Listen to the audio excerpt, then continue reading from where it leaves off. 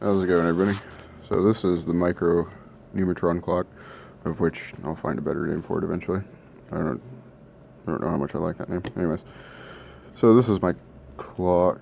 I'll go ahead and pull it off here real quick. Runs off the LiPo. As you see, it just switches between batteries or power sources. Anyways, so quick rundown. You've got the RTC over here on the left side. The 595 is underneath the mic or underneath the display, and as well as the micro, which right now it's running an Atmega 168. And then temperature sensor, which is working properly. It's not working properly on this display, but I can get it to output properly during or through serial, so something's up. And then you got programming header, reset, user buttons, and then on the back is your super cap for keeping the RTC alive when everything's disconnected.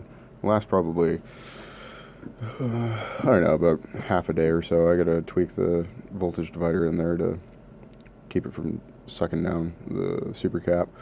USB charges the LiPo battery. I've got a 110 milliamp hour battery coming to see how long I can get this thing to last, which probably won't be more than a day.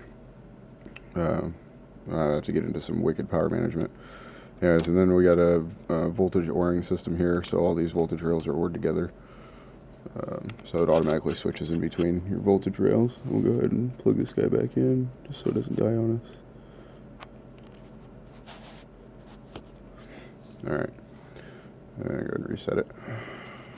And it'll display the time, obviously.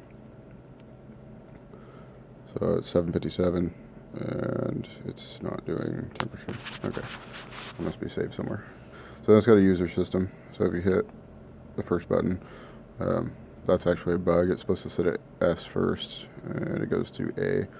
So I'll have to fix that. But anyways, so let's run back through this really quick. So S is to set your time. A is to set your alarm clock, and S works exactly the same way as A does. Except it works, your alarm clock works in 12-hour format, and your setting your time works in military time. I have to do some stuff to either make it both or just the same. Anyway, so if we go ahead and set the alarm, we can do, oops. Okay, so we'll set it for 8.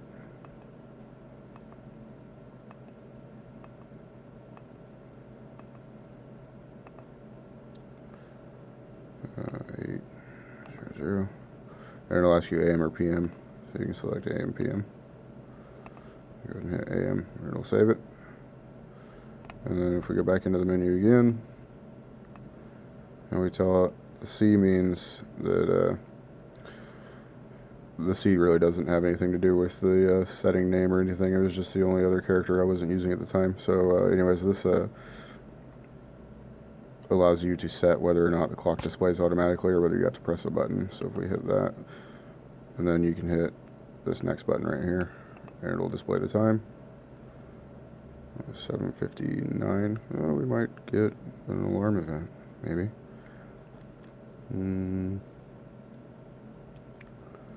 Yep, there we go. The alarm sound.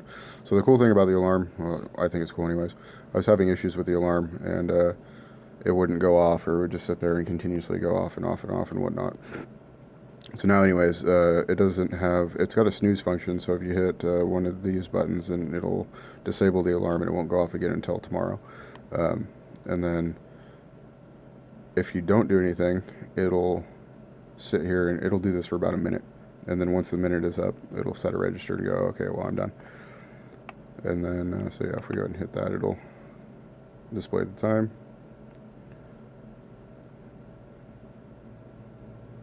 And then everything's good. And this little blinking decimal, I think I'm going to, right now it's controlled directly from the RTC, so I can't turn it off, which obviously uses precious power. So I think in the next rev, if I do respin this board, I think I'm going to directly hook that up to a micro pin and just control it that way. That way it's user configurable. So if you really want to go into low power mode, you're not eating, almost 20 milliamps every time that thing blinks. But yeah, that's pretty much it. Firmware's done for the large extent. It's on GitHub. It needs to be cleaned up a little bit, but other than that, it's fully functional. And yeah, I don't know what else I can say about this thing. It's 1 square inch. The board is 1 square inch. The Numitron's a little bit bigger. Yeah, and that's my entry for the square inch project on Hackaday. Have fun.